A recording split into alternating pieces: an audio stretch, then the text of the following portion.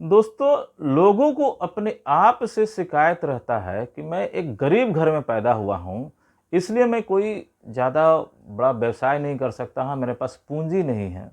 या कई सारे लोगों को ये भी शिकायत रहता है कि मेरी पढ़ाई-लिखाई किसी कारणवश पारिवारिक कारणवश या पारिवारिक परिस्थिति मेरे अनुकूल नहीं था, इसलिए मेरा ज़्यादा ऊँची पढ़ाई-लिखाई नहीं हो पाया, जिस कारण से मैं कोई अच्छी नौकरी नहीं प्राप्त कर सकता या फिर कोई अच्छा काम करके करके मैं कोई अच्छी इनकम नहीं जनरेट कर पा रहा हूँ। तो इस बात पर मुझे बिल गेट्स द्वारा कही गई एक युक्ति वाक्यांश याद आ रहा है। बिल गेट्स का कहना है कि अगर आप गरीब घर में पैदा हुए हैं, तो आपका इसमें कोई दोष नहीं है। लेकिन अगर आप गरीब ही मर गए, तो इसमें पूरा का पूरा दोष दोस्तों आपका ही है। कहने का तात्पर्य यह है कि आजकल की दुनिया संभावनाओं से परिपूर्ण है। आप अपनी परिस्थिति या पारिवारिक पृष्ठभूमि का बहाना करके ये इससे नहीं बच सकते, या फिर यूँ कह सकते हैं कि आप अगर सफल होना चाहते हैं तो उसमें आपका पारिवारिक पृष्ठभूमि या शैक्षणिक योग्यता बहुत बड़ी बाधा इसमें नहीं है। तो आज के इस वीडियो में हम चर्चा करेंगे एक ऐसे काम के कि जिसे करने के लिए पूंजी नगण्य चाहिए, ऑलमोस्ट नगण्य चाहिए, और बहुत ज़्यादा शैक्षणिक योग्यता की आवश्यकता भी नहीं पड़ेगी।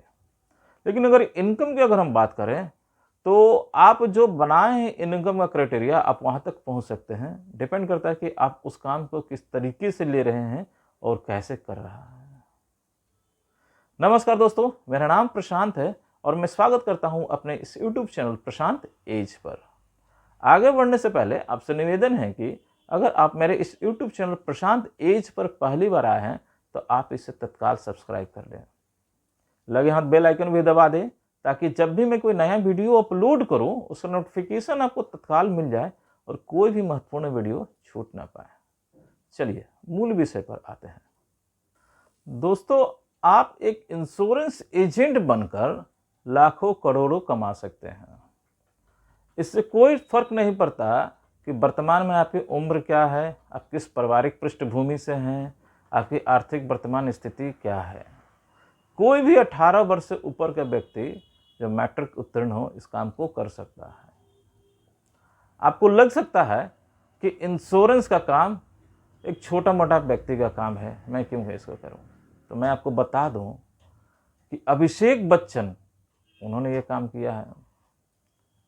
ऋतु नंदा, जो राजकुमार की पुत्री हैं, उन्होंने ये काम किया है। गूगल में सर्च करेंगे तो आपको बड़े नामी गिनामी नाम मिल जाएंगे, जिसमें उन्होंने बड़े घर का है, ऑलरेडी पहले से उनका नाम है और ये काम कर। अब आपको ये लग सकता है कि ये इंश्योरेंस के काम में सफल तो बड़े लोग ही हैं, तो इसमें कह रहा हूँ मैं कि आप एक बार पुनः गलत हैं। मैं व्यक्तिगत रूप से कई सारे ऐसे लोगों को जानता हूँ कि जो पहले बिल्कुल साधारण से परिवार में, मैं ये कहूँ कि बिल्कुल ही अत्यंत साधारण परिवार से आए, लेकिन आज सफलता के बुलंदी पर हैं। उनके बच्चे शहर के नामी गिनामी स्कूल में आते हैं और हर एक सुख सुविधा से संपन्न व्यक्ति हैं अपने मेहनत के बदौलत। दोस्तों, गूगल पे या फिर यूट्यूब पर आप जाइए और सर्च करिए भरत पारेख। उनके बारे में जानिए, उनकी जीवनी के बारे में पढ़िए, या फिर कहीं से उनके बारे में वीडियो भी मिल जाएगा उनकी बायोग्राफी के बारे में। तो आपका यह मिथ टूट जाएगा कि बड़े घराने के लोग ही इसमें सफल हो सकते हैं। आइए अब जान लेते हैं कि एक इंश्योरेंस एडवाइज़र का इनकम कितना होता है। तो दोस्तों, एक इंश्योरेंस एडवाइज़र जो है, इंश्योरेंस कंपनी का प्लान बेचता है और अलग अलग प्लान के लिए और अलग अलग प्लान के टर्म के ऊपर, इवन एक कंपनी में भी कुछ अलग अलग कमीशन स्ट्रक्चर है। वो डिपेंड करेगा कि कौन से कंपनी का किस तरीके का प्लान है। अमूमन पहले साल 35% तक कमीशन जाता है और उसके अगले साल, जिसे हम रिन्यूअल कमीशन करते हैं, 5% तक रहता है। ये दोस्तों, ये आंकड़ा ऊपर नीचे हो सकता है कंपनी और प्लान के ऊपर में, लेकिन अमूमन इतना रहता है, इतना तक हो सकता है, इतना तक रहता है।